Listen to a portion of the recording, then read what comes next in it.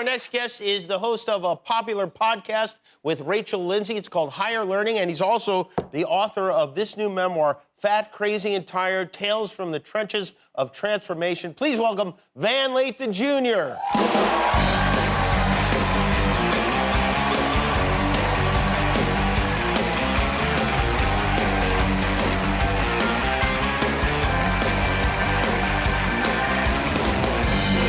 What is up? It's good to see you. It's funny to see you here because we've known each other for how long now? Like 4 years? 4 years, and the story, if you don't mind me telling it, is I was watching Kanye was on TMZ Live, right? Yes, he was on TMZ Live, yeah. And he was being very, very Kanye. I mean, very... The Kanyeist. Yeah, right. He was at peak, absolute peak Kanye. Right. And you, at a certain point, had enough of it, and you stood up and you walked out there, and you let him have it in a very thoughtful way, I thought. Yes, a loving call-in. Come back into the house, my brother. Yes. Yeah. But no, serious, no kidding around. Nothing, like, you know. Unvarnished. Right, there was a whole slavery was a choice type of situation, and it's not a choice. I don't know what to tell you. It's like, right, so we had that little interaction, and then after that, you and I... After that, I was like, who is this guy? And I called you, and I said, who are you? And, and we got to know each other. Yeah. Were the other people... We haven't really talked, we talked about some of this, but like the other people who were part of TMZ, were they kind of like, oh boy, I should have probably stood up and said something? I think after they felt that way. Afterwards, yeah. But like at the point that he's doing it, you're just frozen. You know, the guy is so famous. Like you get paralyzed by that type of fame. And a lot of people are looking around like, what is he doing? What is he saying? And I just had enough. And so I stood up and, you know. And it was great. It really was great. It was, I don't make a habit of watching that, but I was impressed by it. And have you spoken to Kanye since? I have. You have, yeah. So later on that summer, I started to feel bad about the interaction, right? Because I'm like, look, the guy's there. You don't know sometimes how the brother's feeling. So I reached out to Scooter, and I was like, Scooter Brown. He was managing Kanye at the time. Yeah. I was like, yo, I want to email him. And I emailed him, and then right away he emails me back. And so he emails me back.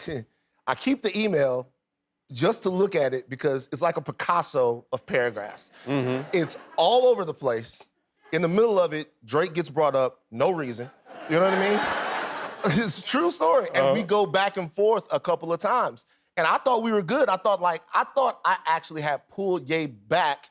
And then he goes out and disses Harriet Tubman. I'm like, nah, we're back to square one. Right, that's right. Harriet Tubman, I forgot he went after Harriet Tubman. Yeah. Oh, it was time somebody stood up to Harriet Tubman, wasn't it? Yeah, it's time that we talked about the real Harriet Tubman.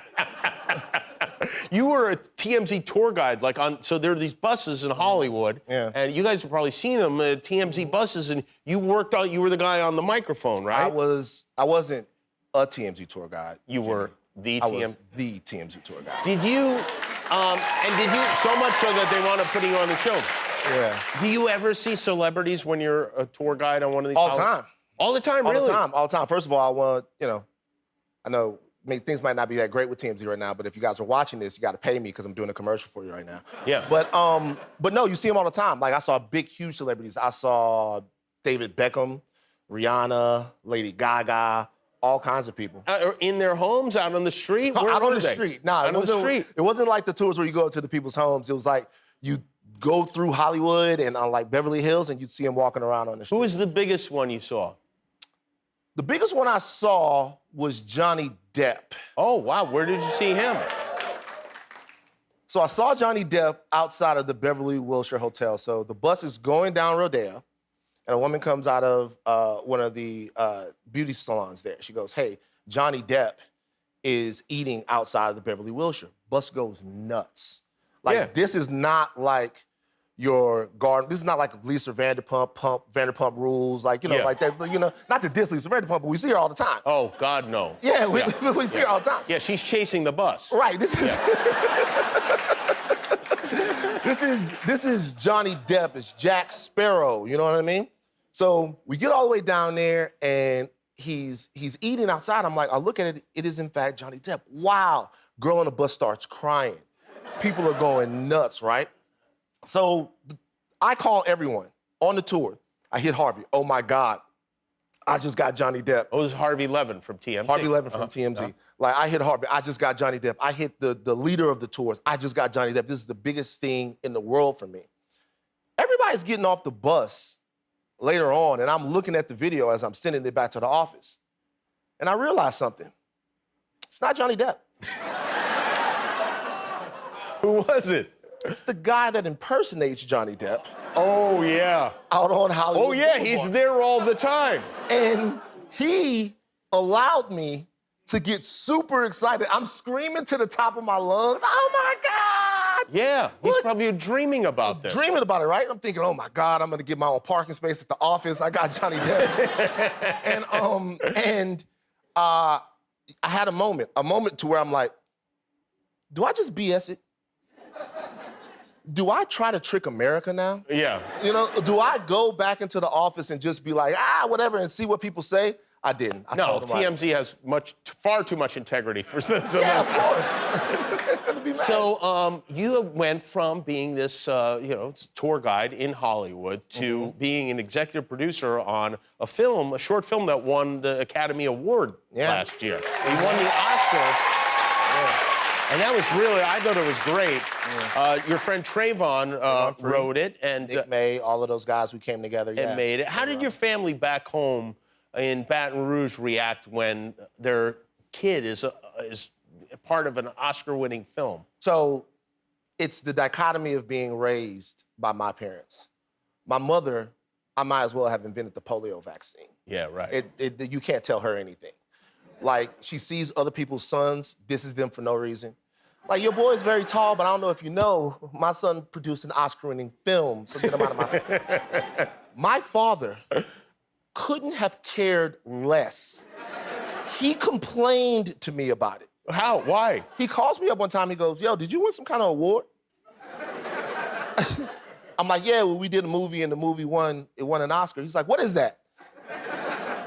And I was like, well, every year, the very best films, Dad, all of these white people get together and they give out awards for people who have won the best thing. He goes, well, I didn't win no damn award. White people keep calling me.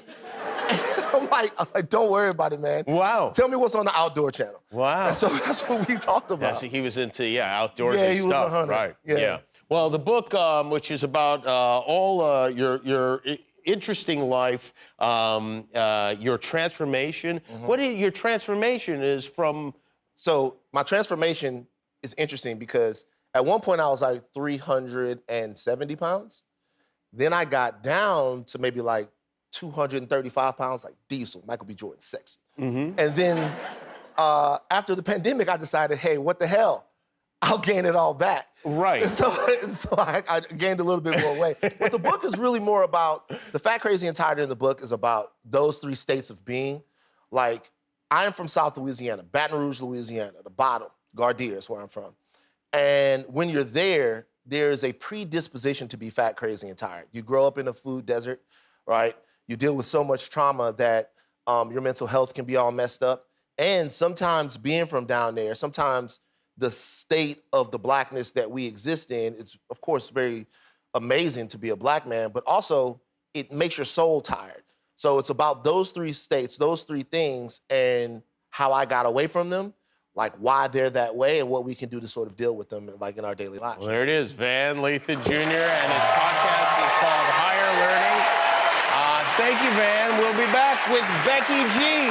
Thanks for watching. If you liked that video, click the subscribe button, and if you didn't like it, well, you hurt my feelings.